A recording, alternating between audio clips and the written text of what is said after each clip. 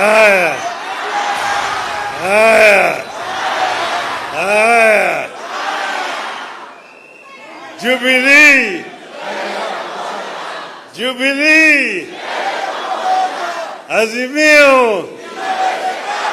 Azimio. Hey. Hey. Hey. Hayawi, hayawi. Hayawi, hayawi. Hayawi, hayawi. Walisema haitawezekana. Haitawezekana. Lakini wana Jubilee na wana Azimio wakawajibu ya kwamba ina na simefanyika sasa. Jubilee imefanya wajafanya. Azimio imefurahi hajafurahi. Sisi tumekuja hapa kama wanaazimio kuunga mkono ndugu wetu hapa wa Jubilee. Nataka kutoa shukrani sana kwa ndugu yangu Uhuru Muigai Kenyatta kwa kusimama imara na kuhepa vitisho vyote na kusema ya kwamba Jubilee itafanya mkutano siku ya leo. Sasa mimi nimesimama hapa kama mwanaazimio. Nataka kuongea sasa kwa niaba ya Azimio yote. Kuna maneno ambayo mimi nataka kuongea na wale wengine huko. Nitaongea kwanza kwa Kimombo ili wasikie vizuri. Baadaye nitafanya Kiswahili kidogo. On behalf of Azimio, I am honored to join you at this special National Delegates Convention of Jubilee Party, which also serves to kick off the rejuvenation of all Azimio parties. As a coalition, we recognize that we are only as strong as our constituent parties. A strong Jubilee is therefore a strong Azimio.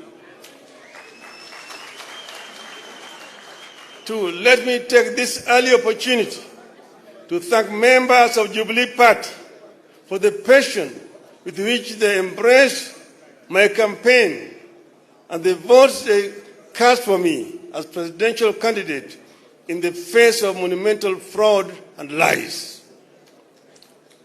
I don't take it for granted that millions of voters woke up at dawn in Mount Kenya and other parts of the country, lined up for hours and trusted me with their future by voting for me. I urge you not to give up on that dream of a regime governed by empathy for citizens, honesty and accountability, as opposed to the lies Kenya Kwanza sold and continued to sell. The Jubilee Party carries a special significance to us in Azimio precisely because of attacks it has endured and efforts of the state to kill or co-opt it forcibly into Kenya Kwanza. Should Jubilee be subdued, multi-party democracy will be under serious threat in our country. Accountability will be severely compromised. Uncouth manners and barbaric politics will be cemented in huge sections of our land where leaders with such credentials want to hold sway. The end game is for Kenya Kwanza in its scheme against Jubilee is to give itself a supermajority in Parliament that will enable it to amend the Constitution towards its desired goals, including possible removal of presidential term limits. In this, the regime is working on a well-trodden path. Kenya Kwanza is working on an arrangement similar to that of 1964, that saw KADU walk across the aisle and join KANU without its members of parliament having to seek fresh mandate. Kenya Kwanza wants to ensure Jubilee as a party does not continue to exist on this side of the aisle. They want Jubilee dead in the same way KADU did, after which Kenya Kwanza will try to enact the train of events that saw Kenya become a de facto one-party state from 1969 before being made a de jure one-party state one afternoon in 1982. Kenyans need to appreciate that the desire to kill alternative forms of political organization is the initial step on the path to a full-blown dictatorship. Next will be a freeze in the people's participation and representation in political affairs of the nation. Next, the rate of participation in critical national activities like voting will diminish. By 1983, as we entered the peak of years of a single-party dictatorship in Kenya, voter turnout stood at a mere 30%. It is therefore upon us, the parties and those who have this hindsight of history, to ensure that what happened once does not happen twice. While those in government may think they will be insulated should the regime succeed in destroying multi-party systems, history tells us that as soon as the regime in power succeeds in killing opposition, it will turn inwards and kill debate and dissent within its own ranks. The governing party will become a tool of the office of the president to manage opposition from within and without. When that happens, only one voice will matter, that of the president. Even those politicians who now think they wield power in the government party will not know where they lost the plot. The people trying to kill or take over Jubilee and hand it over to Kenya Kwanza may not be fully aware of the complex schemes being plotted by their sponsors. They are mere pawns in a game that will eventually consume them. Kenyans will recall that one afternoon in 1982, a few excited members of parliament set and approved the making of Kenya a one-party state. Those excited men and women who voted aye that afternoon in 1982 thought they were punishing other people. A number of them became the very first victims of the snares they thought they were laying for others. Which is why Jubilee's war toward of Kenya Kwanza must be the war of every Kenyan who treasure freedom, the rule of law, and respect for human rights, including the right to associate and to hold and express views freely. I must commend Jubilee Party for remaining strong, focused in the face of sustained state-sponsored onslaught. I am happy that the party recognizes its responsibility to Kenyans to defend and sustain our hard-won multi-party system.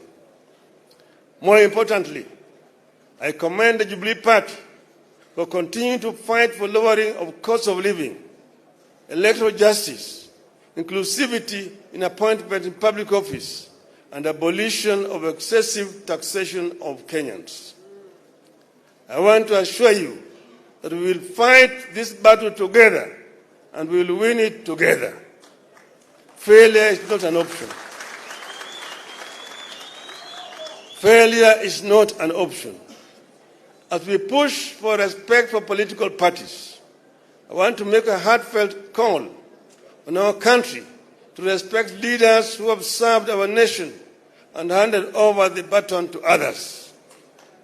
In the recent months, you have seen very uncouth, very primitive, and unwarranted attacks on the person and property for His Excellency Uhuru Kenyatta and his family, including the founding president, Mr. Jomo Kenyatta. Shame on them. Nothing could be more uncouth than what we have witnessed in this regard, especially when it comes from men and women who call themselves leaders, who expect to be respected once they retire, unless they plan to die in office. I must commend my brother and our fourth president, Uhuru Kenyatta, for the dignity and decorum with which he has borne the insults and abuses for the sake of the stability of the nation, the peaceful coexistence of Kenyans, and the dignity of Kenya's presidency. I personally thank Uhuru for choosing to fly high when they have hit an extreme low. I call for respect of retired leaders, not because Uhuru is with us in Azimio. I say it because it is what I believe in. It is what civilized people should do and believe. It is what happens in civilized nations.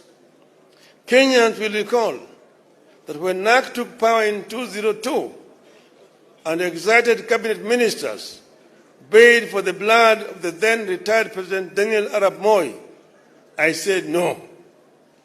I said no to the intended frustration of a man who had held various leadership positions right from before independence, ending up as our president for 24 years. As I said when we launched Azimio in Nakuru on 16th of August 2021, we must cleanse this land of the spirit of anger and bitterness, revenge and entitlement that the presidency continues to ooze. We must also build electoral systems that are resilient, transparent, accountable, and respect the wishes of the voters as expressed at the ballot. We believe that when leaders and governments lack popular support, as is presently the case, accountability, empathy, democracy, and good governance cannot be expected, and the nation cannot move forward. This is the tragedy that afflicts this country today. It is the reason enough for that well-known primitive voice in Kenya Kwanza to stop losing sleep over an imaginary handshake. Kenya Kwanza is too shady to be embraced.